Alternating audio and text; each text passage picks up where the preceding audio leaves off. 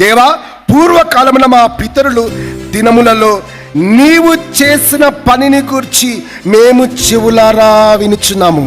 మా పితరులు చెప్తూ ఉంటున్నారు, అయ్యా యెహోవా దేవుడు చాలా అద్భుతమైన దేవుడు. ఆయన కష్టంలో, ఇరుకులో, ఇబ్బందుల్లో, సమస్యల్లో ఉన్నప్పుడు, మేము చనిపోతున్నప్పుడు, ఆహారం లేకున్నప్పుడు, భయంకరమైన స్థితిలో ఉన్నప్పుడు మమ్మల్ని రక్షించిన దేవుడు అని చెప్పంగా మేము విన్నాము, మా చెవులారా విన్నాము అని పితరులు చెప్పారంట. ఏమని? యెహోవా దేవుని గురించి చెప్పారంట.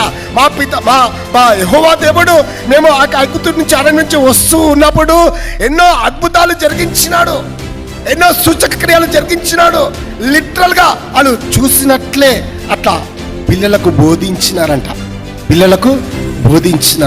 చెవులారా విన్నారంట. ప్రియమైన వల్ల నీవు నేను ఎన్ని సంవత్సరాల నుంచి దేవుని వాక్యాలు వింటున్నాం కదా, ఎన్ని సందేశాలు, లేకపోతే ఎన్ని మంచి మాటలు తల్లిదండ్రుల నుంచి, దైవ సేవకుల నుంచి, మీటింగ్స్లో, ఆయా మీటింగ్లలో, ఎన్నో మీటింగ్లో మనం ఎన్నో సందేశాలు మనం వింటున్నాం.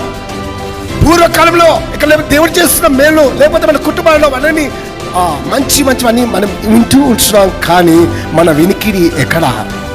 ఏమి వింటున్నాము? ఆయన గురించి మేము, యెహోవా దేవుని గురించి మేము విన్నాము అని దేవుని యొక్క వాక్యం తెలుస్తుంది. దేవుని యొక్క వాక్యంలో వినుట వలన విశ్వాసం కలుగును.